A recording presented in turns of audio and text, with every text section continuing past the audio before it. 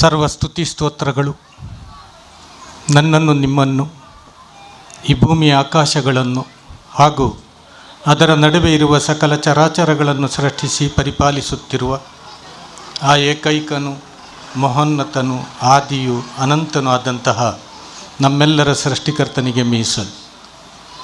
ಆತನ ಅಪಾರ ಅನುಗ್ರಹಗಳು ವರ್ಷಿಸಲಿ ಮಾನವ ಕಲ್ಯಾಣಕ್ಕಾಗಿ ಮಾನವ ಮಾರ್ಗದರ್ಶನಕ್ಕಾಗಿ ಆಗಮಿಸಿದ ಸಕಲ ಪ್ರವಾದಿಗಳ ಮೇಲೆ, ಸಕಲ ಸಂದೇಶವಾಹಕರುಗಳ ಮೇಲೆ ಹಾಗೂ ಆತನ ಎಲ್ಲ ಸತ್ಯಸಂಧ ದಾಸರುಗಳ ಮೇಲೆ, ವೇದಿಕೆ ಮೇಲೆ ಉಪಸ್ಥಿತರಿರುವ ಗೌರವಾನ್ವಿತ ಸಭೆಯ ಅಧ್ಯಕ್ಷರು, ಮಸೀದಿಯ ಅಧ್ಯಕ್ಷರು ಹಾಗೂ ಸಾಲಿಹಾತ್ ಶಿಕ್ಷಣ ಸಂಸ್ಥೆಗಳ ಆಡಳಿತ ಅಧಿಕಾರಿಯೂ ಆದಂಥ ಅಸ್ಲಂ ಹೈಕಾಡಿಯವರೇ, ಇವತ್ತು ಮಹಿಳಾ ಮಸೀದಿಯನ್ನು ಉದ್ಘಾಟಿಸಿದ ಜಿ ಇಮ್ತಿಯಾಜ್ ಅವರೇ, ಅದೇ ರೀತಿ ಎಂ.ಎ. ಗಫೂರ್ರವರೇ, ಕರಾವಳಿ ಪ್ರಾಧಿಕಾರದ ಅಧ್ಯಕ್ಷರು, ಸನ್ಮಾನಿತರೇ, ವೇದಿಕೆಯ ಮೇಲಿರುವ ಗಣ್ಯರೇ, ನೆರೆದ ನನ್ನೆಲ್ಲ ಸಹೋದರ ಸಹೋದರಿಯರೇ, ಹಿರಿಯರೇ, ಮುದ್ದು ಮಕ್ಕಳೇ, ಮಾಧ್ಯಮ ಮಿತ್ರರೇ, ಅಸ್ಸಲಾಮು ಅಲೈಕುಂ ವರಹಮತುಲ್ಲಾಹಿ ವಬರಕಾತುಹು. ಆ ದೇವನ ಶಾಂತಿ ಮತ್ತು ಅನುಗ್ರಹಗಳು ನಮ್ಮೆಲ್ಲರ ಮೇಲೆ ಸದಾ ವರ್ಷಿಸುತ್ತಾ ಇರಲಿ. ಈ ಸಭಾಂಗಣದಲ್ಲಿ ಎರಡು ವಿಶೇಷತೆಗಳನ್ನು ನಮಗೆ ಕಾಣಲಿಕ್ಕೆ ಸಿಕ್ತು. ಒಂದನೆಯದಾಗಿ ಇಸ್ಲಾಮಿನ ಉದಾರತೆಗೆ ಈ ವೇದಿಕೆ ಇವತ್ತು ಸಾಕ್ಷಿಯಾಯಿತು. ಈ ಮಸೀದಿ ಉದ್ಘಾಟನೆಯ ಈ ಪವಿತ್ರ ಕಾರ್ಯಕ್ರಮದಲ್ಲಿ ಈ ಮಣ್ಣಿನ ಇಬ್ಬರು ದೇಶ ಬಾಂಧವರನ್ನು ಸನ್ಮಾನಿಸಲಾಯಿತು. ಒಂದು ಜಿ.ಕೆ. ಶೆಟ್ಟಿ ಹುಯ್ಯಾರವರು, ಇನ್ನೊಂದು ಬಾಲಕೃಷ್ಣ ಭಟ್ ಅವರು. ಇದೇ ನಮ್ಮ ಭಾರತದ ಶಕ್ತಿ ಮತ್ತು ಇದೇ ಭಾರತವನ್ನು ಮುಂದಕ್ಕೆ ತೆಗೆದುಕೊಂಡು ಹೋಗುವ ಒಂದು ಉಪಾಧಿ ಅಂತ ಈ ಸಂದರ್ಭದಲ್ಲಿ ನಾನು ಹೇಳಲಿಕ್ಕೆ ಬಯಸ್ತೇನೆ. ನಮ್ಮ ಸಮಾರಂಭಗಳು ಈ ರೀತಿ ನಡೀಬೇಕು. ಹಿಂದೂ ಮತ್ತು ಮುಸ್ಲಿಮರ ಬಾಂಧವ್ಯಕ್ಕೆ ನಮ್ಮ ಎಲ್ಲ ವೇದಿಕೆಗಳು ಸಜ್ಜಾಗಬೇಕು ಮತ್ತು ಎಲ್ಲ ವೇದಿಕೆಗಳ ಮೂಲಕ ಇಲ್ಲಿಯ ಹಿಂದೂ ಮತ್ತು ಮುಸ್ಲಿಮರ ಸಹಬಾಳ್ವೆ, ಸಾಮರಸ್ಯ, ಸಹೋದರತೆ ಇದು ಈ ಜಗತ್ತಿನ ಮುಂದೆ ಬರಬೇಕು. ಎರಡನೇದಾಗಿ ಇವತ್ತಿನ ವಿಶೇಷತೆ ಏನು ಅಂದರೆ, ಇಲ್ಲಿ ನವೀಕರಣ ಮಸೀದಿ ಹೇಳ್ತಾ ಇದ್ದೀರಿ ಅಧ್ಯಕ್ಷರೇ. ಅದು ನಾನು ಕಂಡುಕೊಂಡಂತೆ ಇದು ಇವತ್ತು ಮಹಿಳೆಯರ ಮಸೀದಿ ಉದ್ಘಾಟನೆ ಆದದ್ದು. ಯಾಕಂದರೆ ನೀವು ಬರೆದಿದ್ದೀರಿ ಮಹಿಳಾ ಮಸೀದಿ ಅಂತ. ಸೊ ಇದು ಮಹಿಳಾ ಮಸೀದಿಯಾಗಿಯೇ ಇಡಬೇಕು ನೀವು. ಅಧ್ಯಕ್ಷರು ಹೇಳಿದರು ನಮ್ಮ ತರಾವಿ ನಮಾಜಿಗೆ, ರಂಜಾನಿನ ವಿಶೇಷ ನಮಾಜಿಗೆ ಅವರಿಗೆ ತೆರೆದಿರ್ತದೆ ಅಂತ. ಅಲ್ಲ, ನಾನು ಇಲ್ಲಿ ಸೇರಿರುವ ಮತ್ತು ಈ ಹೈಕಾಡಿಯಲ್ಲಿರುವ ಎಲ್ಲ ಮಹಿಳೆಯರ ಪರವಾಗಿ ಇಲ್ಲಿಯ ಕಮಿಟಿಯವರಿಗೆ ಮತ್ತು ಇಲ್ಲಿಯ ಮುಸ್ಲಿಂ ವೆಲ್ಫೇರ್ ಅಸೋಸಿಯೇಷನ್ ಅವರಿಗೆ ಕೇಳಿಕೊಳ್ಳುವುದು ಏನು ಅಂದರೆ, ಅವರ ದಿನನಿತ್ಯದ ನಮಾಜಿಗೂ ಕೂಡ ಈ ಮಸೀದಿ ತೆರೆದಿರಲಿ ಅಂತ. ಗಂಡ ಬರುವಾಗ ಹೆಂಡತಿ, ಸಹೋದರ ಬರುವಾಗ ಸಹೋದರಿ ಅಲ್ವಾ, ಗಂಡ ಹೆಂಡತಿ ಬರುವಾಗ ಮಕ್ಕಳು ಕೂಡ ಈ ಮಸೀದಿಗೆ ಓಡೋಡಿ ಬರುವಂತೆ ಆಗಲಿ ಮತ್ತು ಈ ಮಸೀದಿ ಒಂದು ಆದರ್ಶ ಮಸೀದಿ ಆಗಲಿ ಹೇಳುವಂತಹ ಬಯಕೆ ನಾನು ನಿಮ್ಮ ಮುಂದೆ ಇಡ್ತಾ ಇದ್ದೇನೆ. ಈಗ ನಮಗೆ ಇಲ್ಲಿ ತಿಳಿಲಿಕ್ಕಿರುವಂತಹ ಎರಡು ವಿಷಯ, ನನಗೆ ಪ್ರವಚನ ಹೇಳಿದ್ದಾರೆ, ಎರಡು ವಿಷಯಗಳ ಮೇಲೆ ನಾವು ಚರ್ಚೆ ಮಾಡುವ. ಒಂದು, ಮಸೀದಿ ಅಂದರೆ ಏನು, ಯಾಕೆ ನಾವು ಮಸೀದಿ ದರ್ಶನ ಕಾರ್ಯಕ್ರಮ ಇಡ್ತೇವೆ, ಯಾಕೆ ನಮ್ಮೂರ ಮಸೀದಿ ನೋಡ ಬನ್ನಿ ಅಂತೇಳಿ ನಾವು ಎಲ್ಲ ಈ ದೇಶದ ಬಾಂಧವರಿಗೆ ಕರೆ ಕೊಡ್ತೇವೆ. ಒಂದನೇದಾಗಿ ಅದನ್ನು ತಿಳಿದುಕೊಳ್ಬೇಕು. ಎರಡನೇದಾಗಿ ಈ ಮಸೀದಿಯ ಒಳಗೆ ಏನು ನಡೆಯುತ್ತದೆ, ನಮಾಜ್ ಅಂದರೆ ಏನು, ಇದನ್ನು ನಾವು ತಿಳ್ಕೊಳ್ಳುವಂತಹ ಪ್ರಯತ್ನ ಮಾಡುವ. ದೇವವಾಣಿ ಹೇಳುತ್ತದೆ, ಅನ್ನಲ್ ಮಸಾಜಿದಲಿಲ್ಲಾಹಿ ಫಲಾ ತದು ಮಅಲ್ಲಾಹಿ ಅಹದ ಅಂತ. ಅಂದರೆ ಮಸೀದಿಗಳು ಅಲ್ಲಾಹನಿಗಾಗಿವೆ, ಆದುದರಿಂದ ಮಸೀದಿಗಳಲ್ಲಿ ಅಲ್ಲಾಹನೊಂದಿಗೆ ಈ ಥರ ಯಾರನ್ನೂ ಕೂಡ ಪ್ರಾರ್ಥಿಸಬೇಡಿ ಅಂತ ಬಹಳ ಕ್ಲಿಯರ್ ಕಟ್ ಆಗಿ ಕುರಾನ್ ಹೇಳುವಂಥದ್ದು ಏನು ಅಂದರೆ, ಮಸೀದಿ ಇರುವಂತಹದ್ದು ಅದು ಅಲ್ಲಾಹನ ಆರಾಧನೆಗಾಗಿ ಅಂತ, ಅದು ದೇವನನ್ನು ನೆನಪಿಸಲಿಕ್ಕಾಗಿ ಅಂತ, ದೇವರ ಜ್ಞಾನ ಮಾಡಲಿಕ್ಕಾಗಿ ಅಂತ. ಆದ್ದರಿಂದ ಎಲ್ಲ ಮಸೀದಿಗಳನ್ನು ಕೂಡ ಆ ರೀತಿಯಿಂದ ನಿರ್ಮಾಣ ಮಾಡಲಾಗ್ತದೆ. ಅದೇ ರೀತಿಯಲ್ಲಿ ಎಲ್ಲ ಮಸೀದಿಗಳಿಗೆ ಐಡಿಯಲ್ ಯಾವುದು ಅಂದರೆ ಅದು ಪ್ರವಾದಿಯ ಮಸೀದಿ. ಈ ಜಗತ್ತಿನ ಎಲ್ಲ ಮಸೀದಿಗಳಿಗೆ ಆದರ್ಶ ಯಾವ ಮಸೀದಿ ಅಂತೇಳಿ ಕೇಳಿದರೆ ಅದು ಮಸ್ಜಿದು ನಬವಿ, ಪ್ರವಾದಿಯ ಮಸೀದಿ. ಅದರ ಡಿಸೈನ್, ಅದರ ಸ್ಟ್ರಕ್ಚರ್, ಅದರ ಆಗು ಹೋಗುಗಳು, ಅದು ಮಿನಾರ ಇರ್ಬೋದು, ಮಿಂಬರ್ ಇರ್ಬೋದು, ವಜೂಖಾನ ಇರ್ಬೋದು, ಕೈಕಾಲು ತೊಳೆಯುವಂತಹ ನಮ್ಮ ಸ್ಥಾನಗಳಿರ್ಬೋದು. ಇದು ಎಲ್ಲ ಐಡಿಯಲ್ ಯಾವುದು ಅಂದರೆ ಮಸ್ಜಿದು ನಬಿ.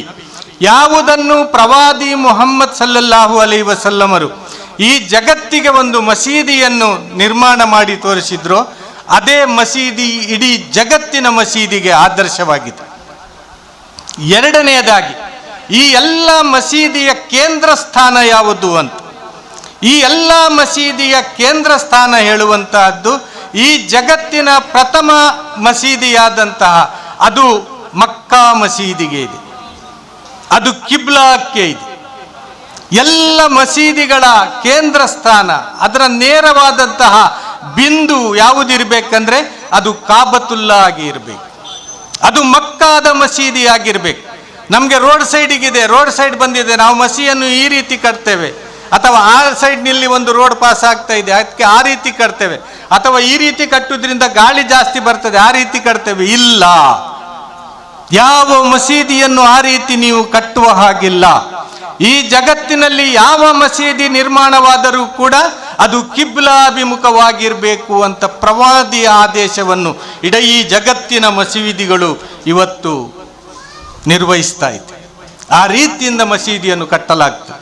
ಈ ಮಸೀದಿಯಲ್ಲಿ ಏನಿದೆ, ಮಸೀದಿಯಲ್ಲಿ ನೀವು ಹೋಗಿ ನೋಡಿದರೆ ಗೊತ್ತಾಗಬಹುದು, ಮಸೀದಿಯಲ್ಲಿ ಯಾವುದೇ ಮೂರ್ತಿಗಳಿಲ್ಲ, ಇಲ್ಲಿ ಮೂರ್ತಿ ಪೂಜೆ ನಡೆಯುವುದಿಲ್ಲ, ಇಲ್ಲಿ ಯಾವುದೇ ಫೋಟೋಸ್ಗಳಿಲ್ಲ, ಇಲ್ಲಿ ಯಾರದ್ದೇ ಆಕೃತಿಗಳಿಲ್ಲ, ಕೇವಲ 4 ಗೋಡೆಗಳು ಮಾತ್ರ ಇರುವಂಥದ್ದು. ಇದು ಈ ಮಸೀದಿಯ ವಿಶೇಷತೆ. ಯಾವ ಮೂರ್ತಿ ಇಲ್ಲದಂತಹ, ಯಾವುದೇ ಫೋಟೋಗಳಿಲ್ಲದಂತಹ, ಯಾರ ಗುಣಗಾನ ಇಲ್ಲದಂತಹ ನಿರ್ಮಲವಾಗಿರುವಂತಹ ಜಾಗ ಅದು ಮಸೀದಿಯಾಗಿದೆ ಅಂತ. ಅದರಲ್ಲಿ ಒಂದು ಮಿಂಬರ್ ಅಂತ ಇದೆ, ಒಂದು ಸಣ್ಣ ಭಾಷಣ ಪೀಠ ಇದೆ, ಅದರಲ್ಲಿ ಒಂದು ವೇದಿಕೆ ಇದೆ ಸಣ್ಣದು. ಅದು ಶುಕ್ರವಾರದ ದಿವಸ ಪ್ರವಚನ ಕೊಡ್ಲಿಕ್ಕಾಗಿ ಇರುವಂತಹದ್ದು. ಅಂದ್ರೆ ಎಲ್ರಿಗೂ ಕೂಡ ಪ್ರವಚನಕಾರರು ತೋರ್ಬೇಕು ಹೇಳುವಂತಹ ಕಾರಣಕ್ಕೆ ಒಂದು ಮಿಂಬರನ್ನು, ಒಂದು ಭಾಷಣ ಪೀಠವನ್ನು ನಿರ್ಮಿಸಲಾಗಿದೆ. ಅದೇ ರೀತಿಯಿಂದ ಒಂದು ಮೆಹರಾಬ್ ಅಂತ ಹೇಳಿ ಮಸೀದಿಗೆ ಸರಿಸುಮಾರು ಒಂದು 4 ಫೀಟು ಅಂತರದ ಒಂದು ರೌಂಡ್ ಆದಂತಹ ಶೇಪಿನಲ್ಲಿ ಒಂದು ಮೆಹರಾಬ್ ಅಂತ ಇದೆ. ಆ ಮೆಹರಾಬಿನ ನಿರ್ಮಾಣ ಯಾಕೆ ಅಂದ್ರೆ, ನಾವು ಕಟ್ಟುವಂತಹ ಸಾಲುಗಳಲ್ಲಿ ನಮ್ಮ ಇಮಾಮರು ನಿಲ್ಲುವಂತಹ ಸ್ಥಳ ಅದು. ಅವರಿಗಾಗಿಯೇ ಒಂದು ಲೈನ್ ಪೂರ್ತಿಯಾಗಿ ಬಿಡುವುದಕ್ಕಿಂತ ಪ್ರವಾದಿ ಸಲ್ಲಲ್ಲಾಹು ಅಲೈಹಿ ವಸಲ್ಲಮರು ಇಮಾಮರಿಗಾಗಿ ನಿಲ್ಲುವಂತಹ ಒಂದು ಜಾಗ ನಿರ್ಮಾಣ ಮಾಡಿತ್ತು. ಆ ಮೆಹರಾಬಿನ ಉದ್ದೇಶ ಒಂದನೆಯದಾಗಿ ಅಲ್ಲಿ ಇಮಾಮರು ನಿಲ್ಲಬೇಕು, ಮತ್ತು ಎರಡನೆಯದಾಗಿ ಆ ಮೆಹರಾಬಿನ ಉದ್ದೇಶ ಪ್ರವಾದಿಗಳು ಕೊಟ್ಟದ್ದು ಏನು ಅಂದ್ರೆ, ಅದರಲ್ಲಿ ಒಂದು ಎಕೋ ಸಿಸ್ಟಮ್ ಇರಬೇಕು ಅಂತ. ಅದು ಒಂದು ಆರ್ಟಿಕಲ್ ಡಿಸೈನ್ ಅನ್ನಾಗಿ ಆ ರೀತಿಯಿಂದ ಅದನ್ನು ಮೆಹರಾಬನ್ನು ಮಾಡಬೇಕು ಅಂತ. ಒಂದು ವೇಳೆ ನಿಮ್ಮ ಮಸೀದಿಯ ಮೈಕ್ ಫೇಲ್ ಆಗಿ ಹೋದರೆ, ಒಂದು ವೇಳೆ ನಿಮ್ಮ ಕರೆಂಟು ಹೋದರೆ, ಆ ಇಮಾಮರು ಹೇಳುವಂತಹ ಪ್ರತಿಯೊಂದು ವಾಕ್ಯವು, ಪ್ರತಿಯೊಂದು ಶಬ್ದವು ಅದು ಹಿಂದಿನ ತನಕ ಕೇಳಬೇಕು ಹೇಳುವಂತಹ ಉದ್ದೇಶದಿಂದ ಆ ರೀತಿಯಿಂದ ಅದನ್ನು ಡಿಸೈನ್ ಮಾಡಲಿಕ್ಕೆ ಹೇಳಲಾಗಿದೆ. ಅಂದ್ರೆ ಅಲ್ಲಿ ಎಕ್ಕೋ ಆಗಿ, ಅಲ್ಲಿ ಪ್ರತಿಧ್ವನಿಯಾಗಿ ಆ ಶಬ್ದ ಹಿಂದಿನ ತನಕ ಬರಲಿಕ್ಕಾಗಿ ಆ ಮೆಹರಾಬಿನ ಡಿಸೈನ್ ಅನ್ನು ಮಾಡಲಾಗಿದೆ. ಅಲ್ಲಿ ನಮಾಜ್ ಮಾಡುವವರಿಗೆ ಮುಸಲ್ಲಾದ ವ್ಯವಸ್ಥೆ ಇದೆ. ನೆಲದಲ್ಲಿ ಕೆಲವೊಮ್ಮೆ ಚಳಿಯ ಸಂದರ್ಭದಲ್ಲಿ, ಮಳೆಯ ಸಂದರ್ಭದಲ್ಲಿ ತೊಂದರೆಯಾಗಬಹುದು ಹೇಳುವಂತಹ ಕಾರಣಕ್ಕೆ ಹಾಗೆ ನೆಲದಲ್ಲಿ ಮಾಡಿದ ನಮಾಜ್ ಕೂಡ ಸ್ವೀಕೃತ ಆಗ್ತದೆ, ಆಗುವುದಿಲ್ಲ ಅಂತ ಹೇಳಿ ಏನಿಲ್ಲ. ಆದರೂ ಕೂಡ ಅಲ್ಲಿ ಮುಸಲ್ಲಾದ ವ್ಯವಸ್ಥೆ ಯಾಕೆ ಅಂದ್ರೆ, ಅಲ್ಲಿ ಚಳಿಯಲ್ಲಿ ಅಥವಾ ಮಳೆಗಾಲದಲ್ಲಿ ಪ್ರಾಯದವರಿಗೆ, ಅನಾರೋಗ್ಯ ಪೀಡಿತರಿಗೆ ಏನು ಸಮಸ್ಯೆಯಾಗಬಾರದು ಹೇಳುವಂತಹ ಕಾರಣಕ್ಕೆ, ಮತ್ತು ಶುಚಿತ್ವವನ್ನು ಬಹಳ ವೇಗವಾಗಿ ಮಾಡಬಹುದು ಹೇಳುವಂತಹ ಕಾರಣಕ್ಕೆ ಅಲ್ಲಿ ಮುಸಲ್ಲಾವನ್ನು ಹಾಸಲಾಗ್ತದೆ. ಅದೇ ರೀತಿಯಲ್ಲಿ ಪ್ರತಿಯೊಂದು ಮಸೀದಿಗೂ ಕೂಡ ಒಂದು ಮಿನಾರ ಇರ್ತದೆ. ಇಲ್ಲಿ ಈ ಮಸೀದಿಗೂ ಕೂಡ ಒಂದು ಮಿನಾರ ಇದೆ. ಆ ಮಿನಾರ ಯಾಕೆ ಅಂದ್ರೆ, ಇದು ಮಸೀದಿ ಅಂತೇಳಿ ಜನರಿಗೆ ಗೊತ್ತಾಗಲಿಕ್ಕೆ ಆಗಿ, ಬೇರೆ ಏನು ವಿಶೇಷತೆ ಇಲ್ಲ ಅದಕ್ಕೆ. ಆ ಮಿನಾರಕ್ಕೆ ಸುತ್ತು ಬರುವಂತಹ ವ್ಯವಸ್ಥೆಯೂ ಕೂಡ ಇಲ್ಲ. ಆ ಮಿನಾರ ಇರುವಂತಹದ್ದು ಇದು ಬೇರೆ ಕಟ್ಟಡದ ರೀತಿಯಲ್ಲ, ಇದು ದೇವಭವನ, ಇದು ಮಸೀದಿ, ಇದು ದೇವನನ್ನು ಸ್ಮರಿಸುವಂತಹ ಸ್ಥಳ ಮತ್ತು ದೂರದಿಂದಲೇ ಜನರಿಗೆ ಕಾಣಲಿಕ್ಕೆ ಸಾಧ್ಯವಾಗುವಂತಹ ಕಾರಣಕ್ಕಾಗಿ ಅದರ ಅಲ್ಲಿ ಒಂದು ಮಿನಾರವನ್ನು ಇಡಲಾಗಿದೆ. ಮತ್ತು ಈ ಮಸೀದಿಯಲ್ಲಿ ಬಂದು ನಮಾಜ್ ಮಾಡುವವರಿಗೆ ಮುಸಲ್ಲಿ ಅಂತೇಳಿ ಹೇಳಲಾಗ್ತದೆ. ಈ ಮಸೀದಿಯ ಮುಸಲ್ಲಿ ಅವನು ಅಂತೇಳಿ ಹೇಳಲಾಗ್ತದೆ. ಈ ಮಸೀದಿಯ ಒಳಗಿನ ಸಿಸ್ಟಮ್ ಹೇಗೆ ಅಂದರೆ, ಅಲ್ಲಿ ನಮಾಜಿನ ಸಿಸ್ಟಮ್ ಹೇಗೆ ಅಂದರೆ, ಯಾವ ರೀತಿ ಪ್ರವಾದಿ ಮುಹಮ್ಮದ್ ಸಲ್ಲಲ್ಲಾಹು ಅಲೈಹಿ ವಸಲ್ಲಂ ಅವರು ಕಲಿಸಿ ಹೋಗಿದ್ದಾರೋ, ತೋರಿಸಿ ಹೋಗಿದ್ದಾರೋ ಅದೇ ರೀತಿ ಆಗಬೇಕು. ಅಲ್ಲದೆ ಅದರಲ್ಲಿ ಒಂದು ಅಕ್ಷರ, ಒಂದು ಪದ ಅಥವಾ ಒಂದು ವಾಕ್ಯವೂ ಕೂಡ ಅದರಲ್ಲಿ ವ್ಯತ್ಯಾಸ ಆಗಬಾರದು ಹೇಳುವಂತಹ ನಿಯಮ ಮಸೀದಿಗೆ ಇದೆ. ಅಲ್ಲಿ ಯಾರಾದರೂ ಆಡಳಿತ ಸಮಿತಿಯವರಿದ್ದಾರೆ, ನಾವು ಅದನ್ನು ಸ್ವಲ್ಪ ಚೇಂಜ್ ಮಾಡ್ತೇವೆ ಅಂದ್ರೆ ಯಾವ ಮಸೀದಿಯ ಆಡಳಿತ ಸಮಿತಿಗೂ ನಮಾಜಿನ ವ್ಯವಸ್ಥೆಯಲ್ಲಿ ಚೇಂಜ್ ಮಾಡುವಂತ ಅಧಿಕಾರ ಇಲ್ಲ. ಬೆಳಗ್ಗಿನ 2 ಯೂನಿಟ್ ಅಂದ್ರೆ ಬೆಳಗ್ಗೆ 2 ಯೂನಿಟ್ ಆಗಬೇಕು, ಮಧ್ಯಾಹ್ನದ 4 ಯೂನಿಟ್ ಅಂದ್ರೆ ಮಧ್ಯಾಹ್ನದ್ದು 4 ಯೂನಿಟೇ ಆಗಬೇಕು, ಸಂಜೆಯ 4 ಯೂನಿಟ್ ಅಂದ್ರೆ ಸಂಜೆಯ 4 ಯೂನಿಟೇ ಆಗಬೇಕು, ಸೂರ್ಯ ಅಸ್ತಮಿಸಿದ ಕೂಡಲೇ 3 ಯೂನಿಟ್ ಅಂದ್ರೆ 3 ಯೂನಿಟೇ ಆಗಬೇಕು, ರಾತ್ರಿಯ ಮತ್ತು ಕೊನೆಯ ಜಾವದ ನಮಾಜ್ 4 ಯೂನಿಟ್ ಅಂದ್ರೆ ಅದು 4 ಯೂನಿಟೇ ಆಗಬೇಕು. ಅದಕ್ಕೂ ಕೂಡ ಸಮಯವನ್ನು ನಿರ್ಧರಿಸಲಾಗಿದೆ. ಆ ಸಮಯದ ಬೌಂಡ್ರಿಯ ಒಳಗೆ ನಮಾಜ್ ಮಾಡುವಂತಹ ಕ್ರಮ ಇರುವಂತಹದ್ದು ಇಡೀ ಜಗತ್ತಿನ ಮಸೀದಿಗೆ. ಈ ನಮಾಜಿನ ಕ್ರಮಕ್ಕೆ ನಾವು ಸೂರ್ಯನನ್ನು ಅವಲಂಬಿಸುತ್ತೇವೆ. ಯಾಕೆಂದ್ರೆ ಆವಾಗ ಪ್ರವಾದಿಗಳು ಸೂರ್ಯನನ್ನು ಅವಲಂಬಿಸಿದ್ದರು. ತಿಂಗಳ ಗಣನೆಗೆ ಪ್ರವಾದಿಗಳು ಅವಲಂಬಿಸಿದ್ದು ಚಂದ್ರನನ್ನು. ಅದಕ್ಕೆ ಚಂದ್ರ ದರ್ಶನ ಆದ ಕೂಡಲೇ ರಮಜಾನ್ನ ಆರಂಭವಾಗುವುದು. ನಮ್ಮ ಎಲ್ಲ ತಿಂಗಳ 12 ತಿಂಗಳ ಆರಂಭವೂ ಕೂಡ ಚಂದ್ರ ದರ್ಶನದೊಂದಿಗೆ ಆಗ್ತದೆ. ಅದು ಒಂದು ವಿಶ್ವದ ಕ್ಯಾಲೆಂಡರ್, ಅದು ಜಾಗತಿಕ ಕ್ಯಾಲೆಂಡರ್. ಅದು ಚಂದ್ರ ಅಂದ್ರೆ ಒಂದು ಜಾಗತಿಕ ಕ್ಯಾಲೆಂಡರ್. ನಮ್ಮ ಮಾಸಗಳು ಚಂದ್ರನನ್ನು ಅನುಸರಿಸಿದ್ರೆ ನಮ್ಮ ನಮಾಜಿನ ಮತ್ತು ಉಪವಾಸದ ಸಮಯಗಳು ಅದು ಚಂದ್ರನನ್ನು ಅವಲಂಬಿಸಿದೆ. ಅಂದ್ರೆ ನಾವು ಸೂರ್ಯಮಾನದವರು ಹೌದು, ಚಂದ್ರಮಾನದವರು ಹೌದು. ಅದೇ ರೀತಿಯಲ್ಲಿ ಈ ನಮಾಜನ್ನು ಯಾಕೆ ನಾವು ಕಾಯಂ ಮಾಡಬೇಕು, ಯಾಕೆ ಇದನ್ನು ನಿರಂತರವಾಗಿ ಇಡಬೇಕು? ಅಧ್ಯಾಯ 20 ಸೂರ 14ರಲ್ಲಿ, ಸೂಕ್ತ 14ರಲ್ಲಿ ಆ ದೇವನು ಹೇಳುತ್ತಾನೆ, ವಅಕೀಮಿಸ್ ಸಲಾತಲಿ ಜಿಕ್ರಿ, ನನ್ನ ಸ್ಮರಣೆಗಾಗಿ ನಮಾಜನ್ನು ಸಂಸ್ಥಾಪಿಸಿರಿ. ನಮಾಜನ್ನು ಮಾಡಿರಿ ಅಂತೇಳಿ ಹೇಳಲಾಗಿಲ್ಲ. ನಮಾಜನ್ನು ಮಾಡಿದ್ರೆ ಅದು ವೈಯಕ್ತಿಕ ಆಯ್ತು. ನಮಾಜನ್ನು ಸಂಸ್ಥಾಪಿಸಿರಿ ಅಂದ್ರೆ ಅದು ಸಾಮೂಹಿಕವಾಗಿ ಆಯ್ತು. ಸಾಮೂಹಿಕವಾಗಿ ಅಲ್ಲಿರುವಂತಹ ಆ ಸಮುದಾಯ ಏನು ಮಾಡಬೇಕು, ನಮಾಜಿನ ವ್ಯವಸ್ಥೆ ಮಾಡಬೇಕು. ಅದಕ್ಕೆ ಮಸೀದಿ ಕಟ್ಟಬೇಕು. ಅದರಲ್ಲಿ ಒಂದು ಕೈಕಾಲು ತೊಳೆಯುವಂಥ, ಅಂಗಾಂಗ ಶುದ್ಧೀಕರಿಸುವಂಥ ಒಂದು ವ್ಯವಸ್ಥೆ ಇರಬೇಕು. ಅದರಲ್ಲಿ ಟಾಯ್ಲೆಟಿನ ವ್ಯವಸ್ಥೆ ಇರಬೇಕು. ಅದರಲ್ಲಿ ಬಾತ್ರೂಮಿನ ವ್ಯವಸ್ಥೆ ಇರಬೇಕು. ಯಾರಾದರೂ ಹೊರಗಿನವರು ಬಂದರೆ ಅಲ್ಲಿ ಬಾತ್ ಮಾಡಲಿಕ್ಕಾಗಿ, ಅಂದರೆ ಎಲ್ಲ ಶುದ್ಧೀಕರಣ ಆದ ನಂತರ ನಮಾಜ್ ನಿರ್ವಹಿಸಲಿಕ್ಕೆ ಹೇಳಲಾಗಿದೆ. ನಿಮ್ಮ ಅಂಗಾಂಗ ಶುದ್ಧೀಕರಣವಾಗಬೇಕು, ನಿಮ್ಮ ಬಟ್ಟೆಗಳು ಶುದ್ಧಿಯಾಗಿರಬೇಕು, ನೀವು ಮಾಡುವಂತಹ ಸ್ಥಳ ಶುದ್ಧಿಯಾಗಿರಬೇಕು. ಅಷ್ಟು ಮಾತ್ರ ಅಲ್ಲ, ನೀವು ಮಸೀದಿ ಕಟ್ಟುತ್ತೀರಿ ಹೇಳಿ ಆದರೆ ಅದರಲ್ಲಿ ತೊಡಗಿಸುವಂತಹ ನಿಮ್ಮ ಫಿನಾನ್ಸ್ ಹಣವು ಕೂಡ ಶುದ್ಧಿಯಾಗಿರಬೇಕು. ಬಡ್ಡಿಯ ಹಣದಿಂದ ಮಸೀದಿ ಕಟ್ಟುವ ಹಾಗಿಲ್ಲ. ಶರಾಬು ವ್ಯವಹಾರ ಮಾಡುವವನಿಗೆ ಮಸೀದಿ ಕಟ್ಟಲಿಕ್ಕೆ ಬಿಡುವುದಿಲ್ಲ. ಅನೈತಿಕ ದಂಧೆಯಲ್ಲಿ ತೊಡಗಿದವನಿಗೆ ಮಸೀದಿ ಕಟ್ಟುವ ಅಧಿಕಾರ ಇಲ್ಲ. ಬೇರೆಯವರಿಗೆ ಮೋಸ ಮಾಡಿ, ಬೇರೆಯವರಿಗೆ ದಗಾ ಮಾಡಿ, ಬೇರೆಯವರ ಕಣ್ಣೀರನ್ನು ಸುರಿಸಿ ಅಲ್ಲಾಹನ ಭವನ ಕಟ್ಟುತ್ತೇನೆ ಹೇಳಿ ಆದರೆ ಆ ಹಣ ಸ್ವೀಕಾರಾರ್ಹ ಅಲ್ಲ ಅಂತ ದೇವವಾಣಿಯು ಹೇಳ್ತದೆ, ಪ್ರವಾದಿಗಳು ಕೂಡ ಹೇಳಿದ್ದಾರೆ. ಮಸೀದಿಯು ಶುದ್ಧವಾಗಿರಬೇಕು ಮತ್ತು ಅದಕ್ಕೆ ತಗಲುವ ಹಣವೂ ಕೂಡ ಶುದ್ಧಿಯಾಗಿರಬೇಕು. ಆ ಶುದ್ಧಿಯಾದಂಥ ಹಣದ ಮೂಲಕ ಮಾತ್ರ ಅದನ್ನು ಕಟ್ಟಲು ಹೇಳಲಾಗಿದೆ. ಅದೇ ರೀತಿಯಲ್ಲಿ ಅಧ್ಯಾಯ 4 ಸೂಕ್ತ 103ರಲ್ಲಿ ಕುರಾನ್ ಹೇಳುತ್ತದೆ, ಇನ್ನ ಸಲಾತ ಕಾನತ್ ಅಲಲ್ ಮುಮಿನೀನ ಕಿತಾಬಂ ಮೌಕೂತಾ. ವಾಸ್ತವದಲ್ಲಿ ನಮಾಜ್ ಸತ್ಯ ವಿಶ್ವಾಸಿಗಳ ಮೇಲೆ ಸಮಯ ಪಾಲನೆಯೊಂದಿಗೆ ನೆರವೇರಿಸಲು ವಿಧಿಸಲ್ಪಟ್ಟಂತಹ ಕಡ್ಡಾಯ ವಿಧಿಯಾಗಿರುತ್ತದೆ ಅಂತ. ಯಾವಾಗ ನನ್ನ ಮನಸ್ಸಿನಲ್ಲಿ ಬಂತು ಆವಾಗ ಹೋಗಿ ನಮಾಜ್ ಮಾಡ್ತೇನೆ ಅಂದರೆ ಅದು ಸರಿಯಾದಂತಹ ಕ್ರಮವಲ್ಲ. ನಮಾಜಿನ ಸರಿಯಾದ ಕ್ರಮ ಯಾವುದು ಅಂದರೆ ದೇವವಾಣಿ ಹೇಳುವ ಪ್ರಕಾರ ಆ ಸಮಯ ಪ್ರಜ್ಞೆಯೊಂದಿಗೆ ಅದು ನಿರ್ವಹಿಸಬೇಕು. ಸಮಯ ಪ್ರಜ್ಞೆಯೊಂದಿಗೆ ಅದನ್ನು ನಿರ್ವಹಿಸಬೇಕು. ಅದಕ್ಕಾಗಿಯೇ ಸಮಯವಾದ ಕೂಡಲೇ ಮಸೀದಿಯ ಮೀನಾರಗಳಿಂದ ಅಜಾನ್ ಕರೆ ಮೊಳಗುವಂಥದ್ದು. ಆ ಮಸೀದಿಯಲ್ಲಿ ಒಂಟಿಯಾಗಿ ನಮಾಜ್ ನಿರ್ವಹಿಸಲಿಕ್ಕೂ ಅವಕಾಶ ಇದೆ, ಸಾಮೂಹಿಕ ನಮಾಜ್ ನಿರ್ವಹಿಸಲಿಕ್ಕೂ ಅವಕಾಶ ಇದೆ.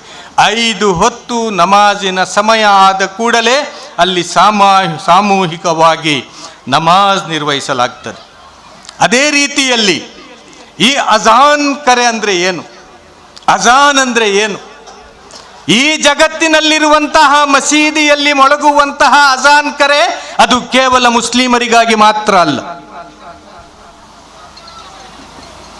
ಆ ಅಜಾನ್ ಕರೆಯಲ್ಲಿ ಹೇಳುವಂತಹ ವಾಕ್ಯವನ್ನು ಗಮನಿಸಿದಾಗ ನಮಗೆ ತಿಳಿದು ಬರ್ತದೆ, ಈ ಜಗತ್ತಿನ 800 ಕೋಟಿ ಜನರನ್ನು ಮುಂದೆ ಇಟ್ಟು ಆ ದೇವನ ಮುಂದೆ ಆ ಮುಅದ್ದಿನ, ಆ ಅಜಾನ್ ಕರೆ ಕೊಡುವವನು ಸಾಕ್ಷ್ಯ ನೀಡ್ತಾ ಇದ್ದಾನೆ ಅಂತ. ಎಲ್ಲ ಜಗತ್ತಿನ ಮನುಷ್ಯರ ಪರವಾಗಿ ಅವನು ಸಾಕ್ಷ್ಯ ನೀಡ್ತಾ ಇದ್ದಾನೆ ಅಂತ. ಯಾಕೆ ಈ ಜಗತ್ತಿನ ಮಸೀದಿಯ ಮೀನಾರಗಳಲ್ಲಿ ಲೌಡ್ ಸ್ಪೀಕರ್ನ ಮೂಲಕ, ಮೈಕಿನ ಮೂಲಕ ಅಜಾನ್ ಆಗ್ತದೆ ಅಂದರೆ ಇಲ್ಲಿಯ ದುಷ್ಟ ಶಕ್ತಿಗಳು ಓಡಿ ಹೋಗಲಿ ಅಂತ, ಇಲ್ಲಿ ಶೈತಾನನ ಶಕ್ತಿಗಳು ಈ ಸಮಾಜದಿಂದ ದೂರವಾಗಲಿ ಅಂತ. ಅದರಲ್ಲಿ ಹೇಳುವಂತಹ ಪ್ರಥಮ ವಾಕ್ಯ ಅಲ್ಲಾಹು ಅಕ್ಬರ್, ಅಲ್ಲಾಹು ಅಕ್ಬರ್. ಪ್ರತಿಯೊಂದು ವಾಕ್ಯ 2 ಬಾರಿ ಹೇಳಲಾಗ್ತದೆ. ಅಲ್ಲಾಹು ಅಕ್ಬರ್ ಅಂದ್ರೆ ಮುಸ್ಲಿಮರ ದೇವರು ಅಂತ ಅಲ್ಲ. ಅಲ್ಲಾಹು ಅಕ್ಬರ್ ಅಂದ್ರೆ ಈ ಜಗತ್ತನ್ನು ಸೃಷ್ಟಿಸಿದವನು ಅಂತ. ಅಲ್ಲಾಹು ಅಕ್ಬರ್ ಅಂದ್ರೆ ಈ ಮಾನವ ಕುಲವನ್ನು ಸೃಷ್ಟಿಸಿದವನು ಅಂತ ಅರ್ಥ. ಅಲ್ಲಾಹು ಅಕ್ಬರ್ ಅಂದ್ರೆ ಈ ಮನುಷ್ಯರನ್ನು ಜೀವಂತವಾಗಿ ಇಟ್ಟವನು ಅಂತ ಅರ್ಥ. ಅಲ್ಲಾಹು ಅಕ್ಬರ್ ಅಂದ್ರೆ ಈ ಮನುಷ್ಯರ ಪ್ರಾಣ ಯಾರ ಕೈಯಲ್ಲಿದೆಯೋ ಅವನು ಅಂತ ಅರ್ಥ. ಇಲ್ಲಿ ಮಳೆ ಸುರಿಸುವವನು ಅಂತ ಅರ್ಥ, ಇಲ್ಲಿ ಬಿಸಿಲನ್ನು ಕೊಡುವವನು ಅಂತ ಅರ್ಥ, ಇಲ್ಲಿ ಸಮುದ್ರವನ್ನು ಇಟ್ಟವನು ಅಂತ ಅರ್ಥ, ಇಲ್ಲಿ ಶಿಖರಗಳನ್ನು ಇಟ್ಟವನು ಅಂತ ಅರ್ಥ. 800 ಕೋಟಿ ಜನರನ್ನು, 800 ಕೋಟಿ ಜನರಿಗೆ ಬೇಕಾಗುವಂತಹ ಸಕಲ ಸರಂಜಾಮುಗಳನ್ನು ಹಿಡಿದು ಈ ಭೂಮಿಯನ್ನು ದಿನ ರಾತ್ರಿ ತಿರುಗಿಸುವವನು ಅಂತ ಅರ್ಥ. ಈ ಭೂಮಿ ಸೃಷ್ಟಿ ಮಾಡಿದ್ದು ಮಾತ್ರ ಅಲ್ಲ, ಬದಲಾಗಿ ಈ ಭೂಮಿ ತಿರುಗಿಸ್ತಾ ಇದ್ದಾನೆ ಅವನು. ಈ ಭೂಮಿ ತಿರುಗುವುದಿಲ್ಲ ಅಂದ್ರೆ ಇಲ್ಲಿ ರಾತ್ರಿ ಹಗಲುಗಳಾಗಲಿಕ್ಕೆ ಸಾಧ್ಯ ಇಲ್ಲ. ಇಲ್ಲಿ ರಾತ್ರಿ ಹಗಲುಗಳಾಗಬೇಕೋ ಈ ಭೂಮಿ ಆ ಸೂರ್ಯನಿಗೆ ಹೋಗಿ ಅಡ್ಡ ಬರಬೇಕು. ಇಲ್ಲ ಅಂದ್ರೆ ಅಮೇರಿಕದಲ್ಲಿ ಈಗ ಕತ್ತಲು ಇರಲಿಕ್ಕೆ ಸಾಧ್ಯ ಇಲ್ಲ, ನಮಗೆ ಬೆಳಕಿರಲಿಕ್ಕೆ ಸಾಧ್ಯ ಇಲ್ಲ. ಅಲ್ಲಾಹು ಅಕ್ಬರ್ ಅಂದ್ರೆ ಅಲ್ಲಾ ಮಹಾನನು ಅಂತ, ಆ ದೇವನು ದೊಡ್ಡವನು ಅಂತ. ಇದು ಎಲ್ಲರ ಪರವಾಗಿ ಸಾಕ್ಷ್ಯ ವಹಿಸುವಂಥದ್ದು. ಅಶ್ಹದು ಅನ್ ಲಾ ಇಲಾಹ ಇಲ್ಲಲ್ಲಾ, 2ನೇ ವಾಕ್ಯ. ನಾನು ಸಾಕ್ಷ್ಯ ವಹಿಸುತ್ತೇನೆ ಮುಹಮ್ಮದರು ಅಲ್ಲಾಹನ ಪ್ರವಾದಿಯಾಗಿದ್ದಾರೆ ಅಂತ. ಈ ಜಗತ್ತಿಗೆ ಚಂದ್ರ, ಸೂರ್ಯ, ನಕ್ಷತ್ರ, ಗ್ರಹ, ಆಕಾಶ, ಭೂಮಿ, ಗಾಳಿ, ಬೆಳಕು, ನೀರು, ಬೆಂಕಿ ಮಾತ್ರ ಕೊಟ್ಟದ್ದಲ್ಲ, ಬದಲಾಗಿ ಈ ಜಗತ್ತಿನ ಮನುಷ್ಯರ ಮಾರ್ಗದರ್ಶನದ ವ್ಯವಸ್ಥೆ ಮಾಡಲಾಗಿದೆ. ಈ ಜಗತ್ತಿಗೆ ಬಂದಂತಹ ಆದಿಪಿತ ಆದಮರಿಂದ ಹಿಡಿದು ಈ ಜಗತ್ತಿಗೆ ಬರುವ ಕೊನೆಯ ಮನುಷ್ಯನ ತನಕವೂ ಕೂಡ ಮನುಷ್ಯನಿಗೆ ಮಾರ್ಗದರ್ಶನ ಮಾಡುವ ವ್ಯವಸ್ಥೆಯಾಗಿದೆ ಅಂತ. ಅವನು ಹೇಗೆ ಬದುಕಬೇಕು, ಅವನ ಬದುಕು ಹೇಗಿರಬೇಕು, ಅವನು ಮತ್ತು ಅವನ ತಂದೆ ತಾಯಿಯ ಗೌರವ ಹೇಗಿರಬೇಕು, ಅವನು ಮತ್ತು ಅವನ ಮಡದಿಯ ಗೌರವ ಹೇಗಿರಬೇಕು, ಅವರು ಮತ್ತು ಅವರ ಮಕ್ಕಳ ನಡುವಿನ ಸಂಬಂಧಗಳು ಹೇಗಿರಬೇಕು, ಅವರು ಮತ್ತು ಅವರ ನೆರೆಕರೆಯ ಸಂಬಂಧಗಳು ಹೇಗಿರಬೇಕು, ಅವರು ಮತ್ತು ಅವರ ಸಮಾಜದ ಸಂಬಂಧಗಳು ಹೇಗಿರಬೇಕು, ಅವರು ಮತ್ತು ಅವರ ದೇಶದ ಸಂಬಂಧ ಹೇಗಿರಬೇಕು ಅಂತ ಹೇಳಿ ಈ ಜಗತ್ತಿಗೆ ಮಾರ್ಗದರ್ಶನದ ವ್ಯವಸ್ಥೆಯನ್ನು ಕೂಡ ಈ ಜಗತ್ತನ್ನು ಸೃಷ್ಟಿಸಿದವನು ಮಾಡಿದ್ದಾನೆ. ಕೇವಲ ಮುಹಮ್ಮದರು ಮಾತ್ರ ಈ ಜಗತ್ತಿಗೆ ಪ್ರವಾದಿಯಾಗಿ ಬಂದದ್ದಲ್ಲ, ಈ ಜಗತ್ತಿಗೆ ಸುಮಾರು 1.25 ಲಕ್ಷ ಪ್ರವಾದಿಗಳನ್ನು ಕಳುಹಿಸಲಾಗಿದೆ ಅಂತ ಪ್ರವಾದಿಗಳು ಸಾರಿದ್ದಾರೆ. ಯಾವೆಲ್ಲ ಪ್ರವಾದಿಗಳು ಈ ಜಗತ್ತಿಗೆ ಬಂದರು ಅವರೆಲ್ಲರೂ ಕೂಡ ಆ ದೇವನ ಕಡೆಯಿಂದ ಬಂದವರು. ಅವರನ್ನು ಯಾರನ್ನೂ ಕೂಡ ಮನುಷ್ಯರು ಆಯ್ಕೆ ಮಾಡಲಿಲ್ಲ, ಅವರನ್ನು ಯಾರನ್ನು ಕೂಡ ಮನುಷ್ಯರು ಆಯ್ಕೆ ಮಾಡಿದಂತಹ ಸರಕಾರಗಳು ಆಯ್ಕೆ ಮಾಡಲಿಲ್ಲ, ಅಥವಾ ಸರ್ಕಾರಗಳು ಆಯ್ಕೆ ಮಾಡುವಂತಹ ಈ ಎನ್ನುವ ಸಿಸ್ಟಮ್ ಅವರನ್ನು ಆಯ್ಕೆ ಮಾಡಲಿಲ್ಲ. ಬದಲಾಗಿ ಪ್ರವಾದಿಗಳನ್ನು ಆಯ್ಕೆ ಮಾಡಿದ್ದು ಈ ಜಗತ್ತನ್ನು ಸೃಷ್ಟಿಸಿದವನು ಮತ್ತು ಈ ಜಗತ್ತಿನಲ್ಲಿರುವಂತಹ ಮನುಷ್ಯರನ್ನು ಸೃಷ್ಟಿಸಿದವನು, ಮನುಷ್ಯರಿಗಾಗಿ ಮನುಷ್ಯರಿಂದಲೇ ಪ್ರವಾದಿಗಳನ್ನು ಆಯ್ಕೆ ಮಾಡಿದ್ದಾರೆ ಅಂತ. ಈ ಜಗತ್ತಿಗೆ ಪ್ರವಾದಿಗಳು ಯಾಕೆ ಬರ್ತಾರೆ ಅಂತಾರೆ? ಅವರು ಶುಭವಾರ್ತೆ ಕೊಡಲಿಕ್ಕೆ ಬರ್ತಾರೆ, ಅವರು ಒಳಿತನ್ನು ಆಜ್ಞಾಪಿಸಲಿಕ್ಕೆ ಬರ್ತಾರೆ ಮತ್ತು ಕೆಡುಕನ್ನು ವಿರೋಧಿಸಲಿಕ್ಕೆ ಬರ್ತಾರೆ. ಯಾರು ಇಲ್ಲಿ ಕೆಡಕು ಎಸಗುತ್ತಾನೋ ಅವನಿಗೆ ಎಚ್ಚರಿಕೆ ಕೊಡಲಿಕ್ಕೆ ಬರ್ತಾರೆ. ಅಶ್ಹದು ಅನ್ನ ಮುಹಮ್ಮದರ್ ರಸೂಲುಲ್ಲಾ, ನಾನು ಅಶ್ಹದು ಅನ್ನ ಮುಹಮ್ಮದರ್ ರಸೂಲುಲ್ಲಾದ ವಿವರ ನಿಮ್ಮ ಮುಂದೆ ಇಟ್ಟೆ. ಅದರ ಮಧ್ಯೆ ಅಶ್ಹದು ಅನ್ ಲಾ ಇಲಾಹ ಇಲ್ಲಲ್ಲಾ ಇದೆ. ಅಶ್ಹದು ಅನ್ ಲಾ ಇಲಾಹ ಇಲ್ಲಲ್ಲ, ನಾನು ಸಾಕ್ಷ್ಯ ವಹಿಸುತ್ತೇನೆ ಅಲ್ಲಾಹನಲ್ಲದೆ ಅನ್ಯ ಆರಾಧ್ಯನಿಲ್ಲ ಅಂತ. ಅವನು ಒಬ್ಬನೇ ಇದ್ದಾನೆ, ಅವನ ಜೊತೆ ಯಾರು ಭಾಗೀದಾರರು ಇಲ್ಲ ಅಂತ. ಅವ ಏಕ ಮಾತ್ರ, ಅವನ ಜೊತೆ ಯಾರು ಸಂಗಾತಿಗಳಿಲ್ಲ ಅಂತ. ಅವನು ಅಲ್ಲಾಹನು, ನಾವು ಅವನ ದಾಸರು. ಅವನು ಅಲ್ಲಾಹನು, ನಾವು ಅವರ ಮಕ್ಕಳು ಅಂತೇಳಿ ಅಲ್ಲ, ನಾವು ಅವನ ದಾಸರು. ಅವ ಪ್ರಭು ಆಗಿದ್ದಾನೆ, ಅವ ರಬ್ಬಾಗಿದ್ದಾನೆ, ಅವ ಮಾಲೀಕನಾಗಿದ್ದಾನೆ, ಅವ ಒಡೆಯನಾಗಿದ್ದಾನೆ. ಆ ಒಬ್ಬನ ಹೊರತು ಬೇರಾರನ್ನು ಕೂಡ ನಾನು ಇಲಾಹ ಅಂತ ಒಪ್ಪಲಾರೆ ಅಂತ. ಬೇರಾರು ಕೂಡ ನನ್ನನ್ನು ಸೃಷ್ಟಿಸಿದವರಲ್ಲಿ ಇಲ್ಲ ಅಂತ. ನಾನು 9 ತಿಂಗಳು ನನ್ನ ತಾಯಿಯ ಗರ್ಭದೊಳೆ ಇರುವಾಗ ನನಗೆ ಯಾರು ಸಹಾಯಕರು ಇರಲಿಲ್ಲ ಅಂತ. 9 ತಿಂಗಳು ನಾನು ನನ್ನ ತಾಯಿಯ ಗರ್ಭದಲ್ಲಿ ಜೀವಂತವಾಗಿದ್ದೆ. ಆವಾಗ ನನ್ನ ಸಹಾಯಕ್ಕೆ ಯಾರೂ ಬರಲಿಲ್ಲ, ಆ ದೇವನ ಸಹಾಯ ಮಾತ್ರ ನನಗೆ ಇತ್ತು ಅಂತ. ನಾನು ಗಂಡಾಗುವುದಕ್ಕೆ, ನಾನು ಹೆಣ್ಣಾಗುವುದಕ್ಕೆ, ಅಥವಾ ಒಂದು ತಂದೆ ತಾಯಿಗೆ ಗಂಡು ಮತ್ತು ಹೆಣ್ಣಾಗುವುದಕ್ಕೆ, ಅಥವಾ ಯಾವ ತಂದೆ ತಾಯಿಗೆ ಏನೂ ಇಲ್ಲ ಅಂತ ಹೇಳಿ ಅವ ನಿರ್ಧಾರ ಮಾಡಿಬಿಟ್ರೆ ಬೇರಾರು ಕೊಡಲಿಕ್ಕೆ ಶಕ್ತಿ ಇಲ್ಲದವ ಅವನೇ ದೇವನು ಅಂತ. ನಮ್ಮನ್ನು ತಾಯಿಯ ಗರ್ಭದೊಳಗೆ ಸೃಷ್ಟಿ ಮಾಡಿದವನು, ಈ ಜಗತ್ತಿನಲ್ಲಿ ಜೀವಂತ ಇಟ್ಟವನು, ಈ ಜಗತ್ತಿನಲ್ಲಿ ಎಲ್ಲ ವಿಷಯಗಳನ್ನು, ಎಲ್ಲ ಮನುಷ್ಯರ ಅಗತ್ಯಗಳನ್ನು ಧರ್ಮಾರ್ಥ ನೀಡಿದವನು. ಬಿಸಿಲಿಗೆ ಹಣ ಇಲ್ಲ, ಗಾಳಿಗೆ ಹಣ ಇಲ್ಲ, ನೀರಿಗೆ ಹಣ ಇಲ್ಲ. ಆ ರೀತಿಯಿಂದ ಮನುಷ್ಯನನ್ನು ಇಲ್ಲಿ ಸೃಷ್ಟಿ ಮಾಡಿ ಅವನನ್ನು ಜೀವಂತ ಇಟ್ಟವನು ಅವನೇ ದೇವನು, ಅವನೇ ಅಲ್ಲಾಹನು ಅಂತ. ಹಯ್ಯಾಲ ಸಲಾ, ಬನ್ನಿ ನಮಾಜಿನ ಕಡೆಗೆ. ನಿಮ್ಮ ಎಲ್ಲ ಬಿಸ್ನೆಸ್, ಜಾಬು, ಅದು ಇದೆಲ್ಲ ಬಿಟ್ಟು ನೀವು ಈಗ ಅವನ ಆರಾಧನೆಗೆ ಹಾಜರಾಗಿ ಅಂತ. ಹಯ್ಯಾಲಲ್ ಫಲಾ, ಬನ್ನಿ ಯಶಸ್ಸಿನ ಕಡೆಗೆ. ನಿಮ್ಮ ಯಶಸ್ಸು ಇಲ್ಲಿದೆ. ಯಶಸ್ಸು ಅಂದರೆ ಕೇವಲ ಲೋಕದಲ್ಲಿ ದೊಡ್ಡ ಸ್ಥಿತಿ ಆಗುವುದು ಮಾತ್ರ ಅಲ್ಲ. ಯಶಸ್ಸು ಅಂತ ಹೇಳಿದ್ರೆ ಹಣ ಗಳಿಸುವುದು ಮಾತ್ರ ಅಲ್ಲ. ಯಶಸ್ಸು ಅಂದರೆ ಆರೋಗ್ಯದಿಂದ ಇರುವುದು ಮಾತ್ರ ಅಲ್ಲ. ಈ ಲೋಕದ ನಂತರ ಇನ್ನೊಂದು ಲೋಕ ಬರಲಿಕ್ಕಿದೆ. ಈ ಲೋಕದ ನಂತರ ಇನ್ನೊಂದು ಲೋಕ ಬರಲಿಕ್ಕಿದೆ. ನಾವು ಸತ್ತು ಮಣ್ಣಾಗಿ ಸುಟ್ಟು ಭಸ್ಮವಾಗಿ ಹೋದ ನಂತರ ಪುನಃ ಜೀವಂತಗೊಳ್ಳಲಿದ್ದೇವೆ. ಯಾಕೆ ಅಂದರೆ ನಾನು ಮಾಡಿದ ಕರ್ಮವನ್ನು ಸಮರ್ಪಿಸಲಿಕ್ಕಾಗಿ. ನಾನು ಈ ಜೀವನದಲ್ಲಿ ಕರ್ಮಗಳನ್ನು ಮಾಡಿದ್ದೇನಲ್ಲ, ಆ ಕರ್ಮಗಳನ್ನು ಅವನ ಬಳಿ ಹೋಗಿ ಸಮರ್ಪಿಸಲಿಕ್ಕಿದೆ. ಎಲ್ಲ ದೇವಗ್ರಂಥಗಳ ಸಾರ ಏನು ಅಂದರೆ ನಾವೆಲ್ಲರೂ ಕೂಡ ಹೋಗಿ ಆ ದೇವನ ಪಾದಾರವಿಂದಕ್ಕೆ ಸೇರಬೇಕು ಅಂತ. ಆ ದೇವನ ಪಾದಾರವಿಂದಕ್ಕೆ ಸೇರುವುದು ಮಾತ್ರ ಅಲ್ಲ, ಬದಲಾಗಿ ಅಲ್ಲಿ ಜೀವನದ ಕರ್ಮದ ಲೆಕ್ಕಾಚಾರವನ್ನು ಕೊಡಲಿಕ್ಕಿದೆ ಅಂತ. ಈ ಜೀವನದಲ್ಲಿ ಏನು ಮಾಡಿದ್ದೆ, ಯಾವ ರೀತಿ ಜೀವನ ನೀನು ನಡೆಸಿ ಬಂದಿದ್ದೆ, ನಿನಗೊಂದು ಪರೀಕ್ಷಾರ್ಥವಾಗಿ ಒಂದು ಜೀವನವನ್ನು ನಾನು ದಯಪಾಲಿಸಿದ್ದೆ, ಅದನ್ನು ನೀನು ಯಾವ ರೀತಿ ಮಾಡಿ ಬಂದೆ ಹೇಳುವಂತಹ ಆ ಲೆಕ್ಕಾಚಾರ ಕೊಡಲಿಕ್ಕಾಗಿ ಪುನರಪಿ ನಮಗೆ ಜೀವನವನ್ನು ಪಡಿಲಿಕ್ಕಿದೆ. ನಮಗೆ ಪುನರ್ಜನ್ಮ ಇದೆ. ಅದು ಹೇಗಿದೆ ಅಂದರೆ ಆ ದೇವನ ಮುಂದೆ ಹೋಗಿ ಹಾಜರಾಗುವ ಮೂಲಕ ಇದೆ. ಅದು ಈ ಲೋಕದ ಜೀವನ ಮುಗಿಯಿತು ಅಂದರೆ ಇಲ್ಲಿಗೆ ಮುಗಿಯಿತು, ಫೈನಲ್. ಇದಕ್ಕಿಂತ ಮೊದಲು ಇಲ್ಲಿಗೆ ಬರಲಿಲ್ಲ, ಇದರ ನಂತರ ಇಲ್ಲಿ ಬರಲಿಕ್ಕಿಲ್ಲ. ಇದೇ ಫಸ್ಟ್, ಇದೇ ಲಾಸ್ಟ್, ಮುಗಿಯಿತು ಇಲ್ಲಿಗೆ. ಆದ್ರಿಂದ ಕರ್ಮಗಳನ್ನು ಸುಧಾರಿಸಿಕೊಳ್ಳಿ. ಅವನು ಅಲ್ಲಿ ಧರ್ಮ ಯಾವುದು ಅಂತೇಳಿ ಕೇಳುವುದಿಲ್ಲ, ಅವ ಕೇಳುವುದು ಕರ್ಮ ಹೇಗಿದೆ ಅಂತ. ನಿನ್ನ ಧರ್ಮ ಯಾವುದು, ನಿನಗೆ ಸರ್ಟಿಫಿಕೇಟ್ ಕೊಡಲಿಕ್ಕೆ ಸ್ವರ್ಗದ್ದು ಅಂತೇಳಿ ಕೇಳಲಾಗುವುದಿಲ್ಲ. ನಿನ್ನ ಸರ್ಟಿಫಿಕೇಟಿಗೆ ನಿನ್ನ ಕರ್ಮ ನೋಡಿ ನಿನ್ನ ಸರ್ಟಿಫಿಕೇಟ್, ನಿನಗೆ ಸ್ವರ್ಗವೋ ಅಥವಾ ನಿನಗೆ ನರಕವೋ ಅಂತ. ಕರ್ಮಗಳನ್ನು ಸರಿಪಡಿಸಿಕೊಳ್ಳಿ. ಬನ್ನಿ, ಇಲ್ಲಿದೆ ಯಶಸ್ಸು. ಹಯ್ಯಾಲಲ್ ಫಲಾ. ಬೆಳಗ್ಗಿನ ಅಜಾನ್ನಲ್ಲಿ 2 ವಾಕ್ಯಗಳನ್ನು ಇನ್ನು ಸೇರಿಸಿ ಹೇಳಲಾಗ್ತದೆ. ಅದು ಬೇರೆ ಅಜಾನ್ಗಳಲ್ಲಿಲ್ಲ, 4 ಹೊತ್ತುಗಳಲ್ಲಿಲ್ಲ. ಅಸ್ಸಲಾತು ಖೈರುಂ ಮಿನನ್ ನೌಮ್. ಓ ಮನುಷ್ಯರೇ, ನಿದ್ರೆಗಿಂತ ನಮಾಜ್ ಉತ್ತಮವಾಗಿದೆ.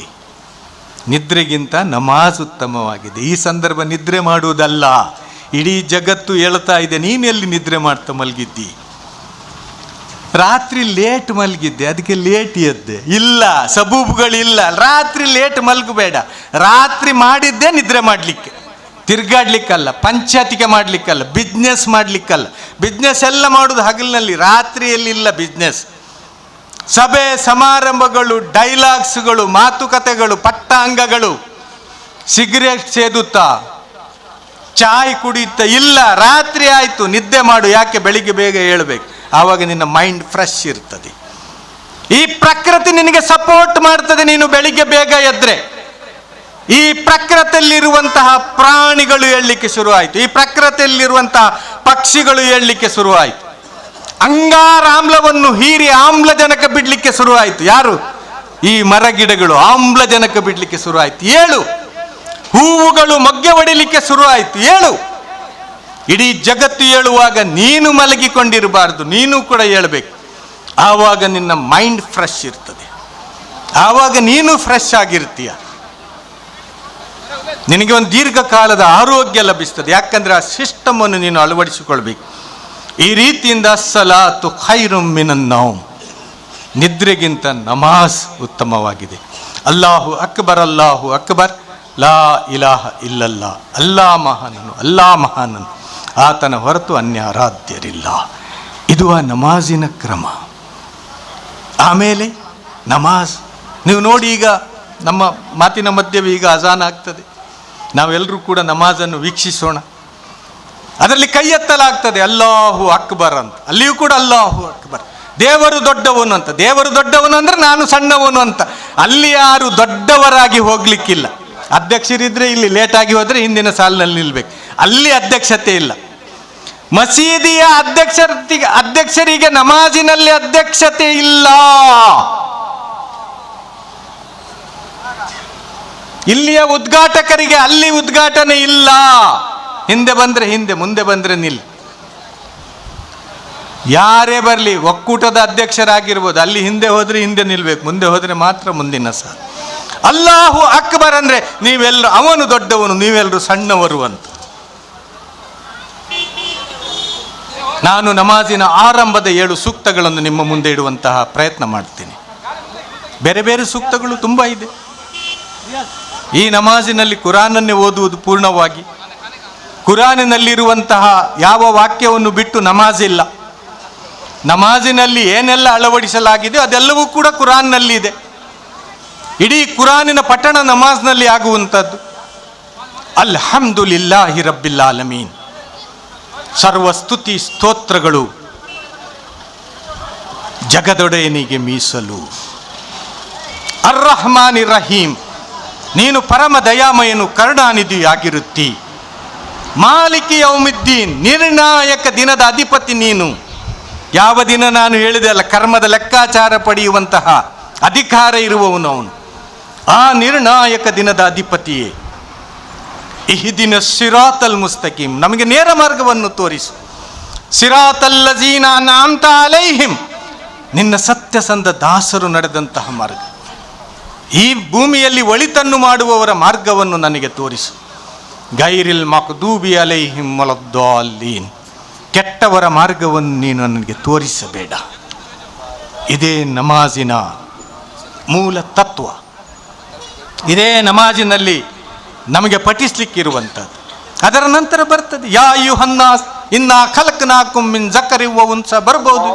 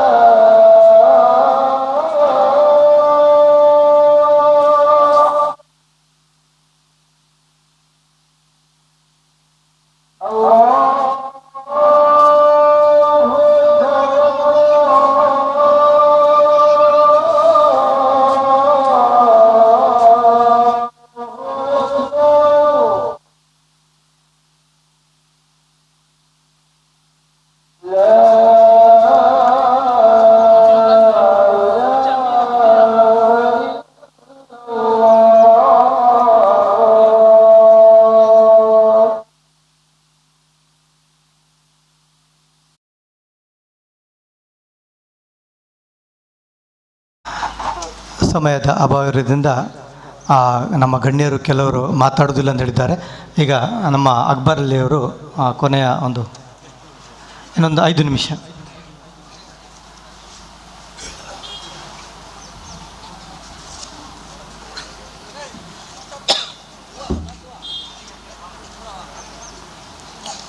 ಬಿಸ್ಮಿಲ್ಲಾ ರಹಮಾನ್ ರಹೀಮ್. ಆಯಿತು, ನಾವು ಮಸೀದಿ ಮತ್ತು ನಮಾಜಿನ ವಿಷಯ ತಿಳ್ಕೊಂಡೆವು. ಇದರ ಜೊತೆಗೆ ಜಕಾತಿನ ವ್ಯವಸ್ಥೆ ಇದೆ ಇಸ್ಲಾಮಿನಲ್ಲಿ. ಪ್ರತಿ ವರ್ಷ 2.5% ಜಕಾತ್ ಕೊಡಬೇಕು ಹೇಳುವಂತಹ ನಿಯಮ ಇದೆ. ಅಂದರೆ 40,000 ಆದಾಯ ಬಂದರೆ ಅವನ ಖರ್ಚು ಹೋಗಿ ಅದರಲ್ಲಿ 1,000 ಬಡಬಗ್ಗರಿಗೆ ದಾನ ಮಾಡಬೇಕು. 40 ಪವನ್ ಚಿನ್ನ ಇದ್ದರೆ 1 ಪವನ್ ಚಿನ್ನ ಕೊಡಬೇಕು. ಇದು ಚಿನ್ನಕ್ಕೂ ಇದೆ, ಬಳ್ಳಿಗೂ ಇದೆ, ಕರೆನ್ಸಿಗೂ ಇದೆ, ಪ್ರಾಣಿಗಳಿಗೂ ಇದೆ, ಸಸ್ಯಗಳಿಂದ ಬರುವಂಥ ಆದಾಯಕ್ಕೂ ಇದೆ. ಅಂದರೆ ಅಕ್ಕಿ, ಗೋಧಿ, ಬೇಳೆ ಅಥವಾ ಖನಿಜ ವಸ್ತುಗಳು ಭೂಮಿಯ ಕೆಳಗಿಂದ ಯಾವುದಾದ್ರೂ ಬಂದರೆ ಪೆಟ್ರೋಲ್, ಡೀಸೆಲ್, ಕ್ರೂಡ್ ಆಯಿಲ್ ಅಥವಾ ಖನಿಜ ಸಂಪತ್ತುಗಳು, ಚಿನ್ನ ಯಾವುದು ಬರ್ತದೋ ಅದರ ಮೇಲೆ ಜಕಾತಿನ ನಿಯಮ ಇದೆ. 1 ತಿಂಗಳ ಉಪವಾಸ ಇದೆ, ರಂಜಾನ್ ತಿಂಗಳ ಉಪವಾಸ. ಇನ್ನೊಂದು 10 ದಿವಸದಲ್ಲಿ ಅದು ಚಂದ್ರನನ್ನು ನೋಡಿದ ತಕ್ಷಣ ತಿಂಗಳ ಆರಂಭವಾಗ್ತದೆ. ಸರಿಸುಮಾರು 13 ಗಂಟೆಗಳ ಕಾಲ ಯಾವುದೇ ಆಹಾರ, ಪಾನೀಯ, ಲೈಂಗಿಕ ಅಪೇಕ್ಷೆಗಳು ಇಲ್ಲದಂಥ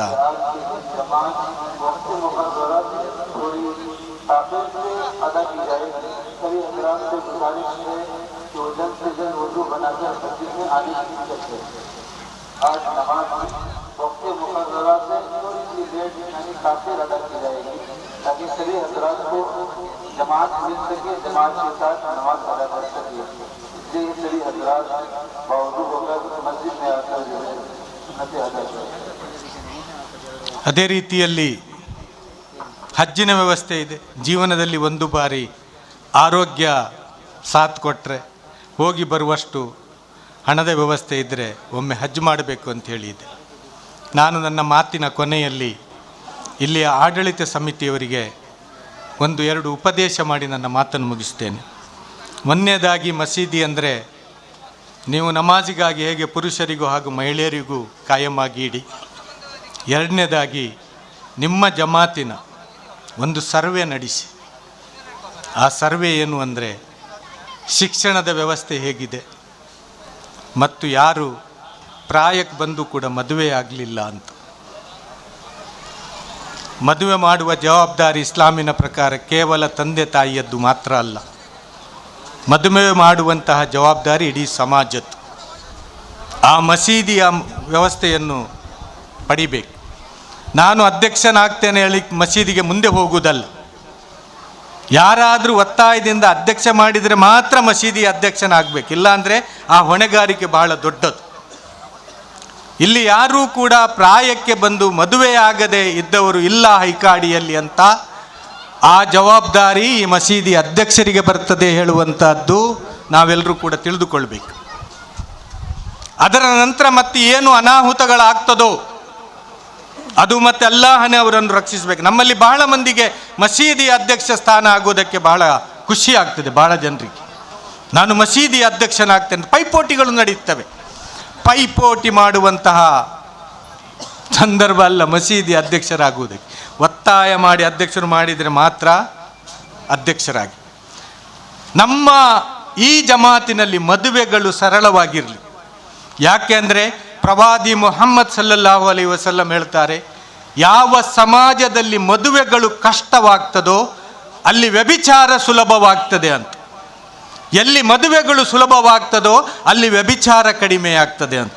ಸೊ ಆ ಮಾತನ್ನು ನಾವು ಮುಂದಿಟ್ಟುಕೊಂಡು ಇಲ್ಲಿ ಮದುವೆ ಸರಳ ಆಗುವ ರೀತಿಯಲ್ಲಿ ಪ್ರಯತ್ನಿಸಬೇಕು. ಮೂರನೆಯ ಕೆಲಸ ಈ ಮಸೀದಿಯಿಂದ ಏನು ಅಂದರೆ, ಯಾರಾದರೂ ಡೈವರ್ಸ್ ಆಗಿ, ಯಾರಾದರೂ ತಲಾಕ್ ಆಗಿ, ಖುಲಾ ಆಗಿ ಅಥವಾ ಫಸ್ಕ್ ಆಗಿ ಈ ಕಾರಣದಿಂದ ಬೇರ್ಪಡುವಂಥ ಅವಕಾಶ ಉಂಟು. ಇಸ್ಲಾಮು ಇಟ್ಟಿದೆ, ನಮ್ಮ ಸಂವಿಧಾನವೂ ಇಟ್ಟಿದೆ, ಸರ್ಕಾರವೂ ಇಟ್ಟಿದೆ, ಡೈವರ್ಸ್ ಸಿಸ್ಟಮ್ ಉಂಟು ನಮ್ಮ ಹತ್ರ. ಅದನ್ನೇ ತಲಾಕ್ ಹೇಳಿದರೂ ದೊಡ್ಡ ವಿಷಯ ಆಗ್ತದೆ, ಡೈವರ್ಸ್ ದೊಡ್ಡ ವಿಷಯ ಅಲ್ಲ ಇಲ್ಲಿ. ಯಾಕಂದರೆ ಅದು ಭಾಷೆಯ ಅರಿವಿನ ಕೊರತೆ. ಅದು ತಲಾಕಿನ ಸಮಸ್ಯೆ ಅಲ್ಲ. ಅದು ಮಹಿಳೆಗೂ ಕೂಡ ಖುಲಾದ ವ್ಯವಸ್ಥೆ ಇದೆ ಇಲ್ಲಿ. ಮಹಿಳೆಯೂ ಕೂಡ ಗಂಡ ಬೇಡ ಅಂದರೆ ಬಿಡ್ಬೋದು. ಆದರೆ ಮಹಿಳೆ ಗಂಡ ಬಿಟ್ಟರೆ ಪುನಃ ಗಂಡ ಬೇಕು ಅಂದರೆ ಅವನನ್ನು ಪುನಃ ನಿಖವಾಗಿ ಒರೆಸಿಕೊಳ್ಬೋದು. ಆದರೆ ಪುರುಷ ತಲಾಕ್ ಕೊಟ್ಟರೆ ಮತ್ತೆ ಆ ಮಹಿಳೆ ಅವನಿಗೆ ಸಿಗುವುದಿಲ್ಲ, ಮತ್ತೆ ಮದುವೆ ಆಗುವ ಅವಕಾಶ ಇಲ್ಲ.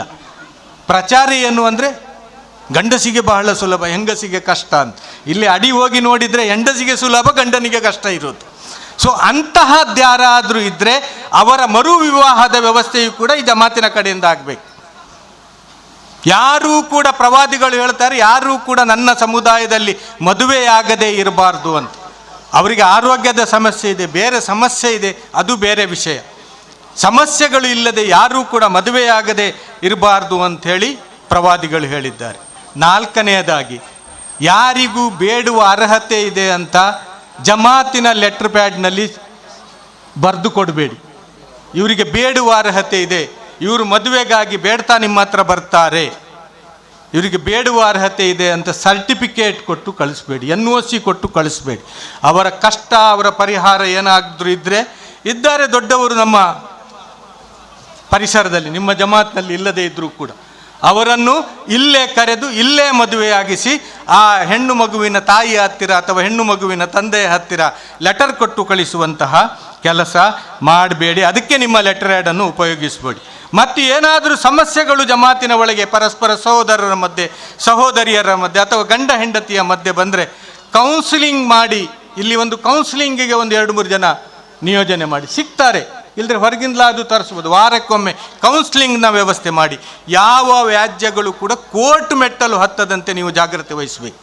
ಯಾಕಂದರೆ ಅಲ್ಲಿ ಇಡೀ ಜೀವನ ಪೂರ್ತಿ ಅವ್ರು ಏನು ಮಾಡಬೇಕಾಗ್ತದೆ, ವಕೀಲರ ಹಿಂದೆ ಮತ್ತು ಕೋರ್ಟಿನ ಬಾಗಿಲಿಗೆ ಅವರು ನಡೆದಾಡಬೇಕಾಗ್ತದೆ. ಆ ರೀತಿಯಿಂದ ಅದರ ವ್ಯವಸ್ಥೆಯು ಕೂಡ ಆಗಬೇಕು. ಮತ್ತು ಇಲ್ಲಿ ಒಂದು ಜಕಾತ್ ಸಂಗ್ರಹದ ವ್ಯವಸ್ಥೆಯು ಕೂಡ ಆಗಬೇಕು. ಮಸೀದಿ ಯಾವಾಗ ಪರಿಪೂರ್ಣ ಅಂದರೆ, ಯಾರು ನಮ್ಮ ಜಮಾತ್ನಲ್ಲಿ ಜಕಾತ್ ಕೊಡುವವರಿದ್ದಾರೆ ಮತ್ತು ಯಾರು ನಮ್ಮ ಜಮಾತ್ನಲ್ಲಿ ಜಕಾತ್ ಪಡೆಯುವವರಿದ್ದಾರೆ, ಅದು 2 ಲಿಸ್ಟು ಕೂಡ ಇರಬೇಕು. ಒಂದು ಲಿಸ್ಟ್ ಕೊಡುವವರದ್ದು, ಒಂದು ಲಿಸ್ಟ್ ಪಡೆಯುವವರದ್ದು. ಅಂದರೆ 100 ರೂಪಾಯಿ 200 ರೂಪಾಯಿ ಕೊಟ್ಟರೆ ಯಾರ ಉದ್ಧಾರವೂ ಕೂಡ ಆಗುವುದಿಲ್ಲ. ಮತ್ತು ಜಕಾತ್ನ ಸಿಸ್ಟಮ್ ಕೂಡ ಅದು ಸರಿಯಾದಂತಹ ರೀತಿಯಲ್ಲ. ಹಜರತ್ ಉಮರ್ರ ಕಾಲದ ಜಕಾತಿನ ಸಿಸ್ಟಮನ್ನು ನಾವು ಕೂಡ ಇಂಪ್ಲಿಮೆಂಟ್ ಮಾಡಬೇಕು. ಯಾರಿಗಾದರೂ ಒಂದು ದೊಡ್ಡ ಮೊತ್ತ ಕೊಟ್ಟು ಅವನು ಯಾವುದಾದ್ರೂ ವ್ಯವಹಾರ ಮಾಡುವಂಥ, ನಾನು ಅಸ್ಲಮರಿಗೆ ಒಬ್ಬರಿಗೆ ಹೇಳುವುದಲ್ಲ, ಇಲ್ಲಿ ಇಡೀ ಜಮಾತ್ನವರಿಗೆ ಹೇಳುವುದು, ಮತ್ತು ಯಾರೆಲ್ಲ ಈ ನಮ್ಮ ವೇದಿಕೆಯಲ್ಲಿ ಕೂಡ ಅಧ್ಯಕ್ಷರಿರ್ಬೋದು ಅವರಿಗೆ ಹೇಳುವುದು ನಾನು. ಸೊ ಅದರ ವ್ಯವಸ್ಥೆಯನ್ನು ಕೂಡ ಮಾಡಬೇಕು. ಜಕಾತ್ ಮಾಡುವವರ ಲಿಸ್ಟ್ ಇರಬೇಕು ಮತ್ತು ಜಕಾತ್ ಕೊಡುವವರ ಲಿಸ್ಟು ಇರಬೇಕು. ಇದು ಸಣ್ಣ ಊರು, ಬಹುಶಃ ಇಲ್ಲಿಗೆ ಅಷ್ಟು ಸೂಟ ಆಗಲಿಕ್ಕಿಲ್ಲ. ನಾವು ಇಫ್ತಾರಿನ ವ್ಯವಸ್ಥೆ ಬಹಳ ದೊಡ್ಡ ಮಟ್ಟದಲ್ಲಿ ಮಾಡ್ತೇವೆ. ಆ ಇಫ್ತಾರಿನ ವ್ಯವಸ್ಥೆ ಮಾಡಬೇಕೇಳಿ ಆದರೆ ಸಹರಿಯ ವ್ಯವಸ್ಥೆಯು ಕೂಡ ಆಗಬೇಕು. ಸಹರಿ ಇಲ್ಲದೆ, ಬೆಳಗಿನ ಉಪಹಾರ ಇಲ್ಲದೆ ಉಪವಾಸ ಹೇಗೆ ಹಿಡಿಯುವುದು? ಒಂದು ವ್ಯವಸ್ಥೆ ಮಾತ್ರ ಉಂಟು, ಒಂದು ಸೈಡ್ ಮಾತ್ರ ಉಂಟು ನಮ್ಮಲ್ಲಿ. 2 ಸೈಡ್ ಕೂಡ ಆಗಲಿ ಅಲ್ಲ. ಬಡವರಿದ್ದರೆ ಅವರಿಗೆ ಸಹರಿಯ ವ್ಯವಸ್ಥೆ ಆಗಬೇಕಂದ್ರೆ ಅವರಿಗೆ ಏನಾದರೂ 1 ತಿಂಗಳಿಗೆ ಬೇಕಾಗುವಂತಹ, ಸಹರಿಗೆ ಬೇಕಾಗುವಂತಹ, ಉಪವಾಸ ಇಡಲಿಕ್ಕೆ ಬೇಕಾಗುವಂತಹ ಏನು ಸಾಮಾನುಗಳು ಬೇಕು ಅವರಿಗೆ, ಅಕ್ಕಿ, ಬೇಳೆ, ಕಾಳು, ಎಣ್ಣೆ ಏನು ಬೇಕು ಅದನ್ನು ತಲುಪಿಸುವಂತಹ ವ್ಯವಸ್ಥೆ ಆಗಬೇಕು. ಸ್ವಲ್ಪ ಇವರು ಬಂದು ಅಧಿಕ ಪ್ರಸಂಗ ಮಾತಾಡಿದರು ಅಂಥೇಳಿ ನಿಮ್ಮ ಮನಸ್ಸಿನಲ್ಲಿ ಬರಲಿಕ್ಕೂ ಸಾಧ್ಯತೆ ಉಂಟು. ಆದರೆ ವಿಷಯ ಸತ್ಯ, ವಿಷಯ ವಾಸ್ತವಿಕತೆ, ಇದೆಲ್ಲವನ್ನು ನಮಗೆ ಅಳವಡಿಸಿಕೊಳ್ಳಲಿಕ್ಕೆ ಸಾಧ್ಯ ಆಗಲಿ ಅಂತೇಳಿ ಹೇಳಿ, ಒಮ್ಮೆ ನೀವು ಈ ಮಸೀದಿಯ ಉದ್ಘಾಟನೆಗೂ ಕೂಡ ಕರೆದಿದ್ದಾರೆ ನನಗೆ 2007ರಲ್ಲಿ, ಇವತ್ತು ಕರೆದಿದ್ದಾರೆ. ನಿಮ್ಮ ಅಭಿಮಾನಕ್ಕೆ ನಾನು ಸಲಾಂ ಹೇಳುತ್ತಾ ನನ್ನ ಮಾತುಗಳನ್ನು ಮುಗಿಸ್ತಾ ಇದ್ದೇನೆ. ಸರ್ವ ಸ್ತುತಿಗಳು, ಸರ್ವ ಸ್ತೋತ್ರಗಳು ಸರ್ವ ಲೋಕಗಳ ಒಡೆಯನಿಗೆ ಮೀಸಲು. ಅಸ್ಸಲಾಮು ಅಲೈಕುಂ.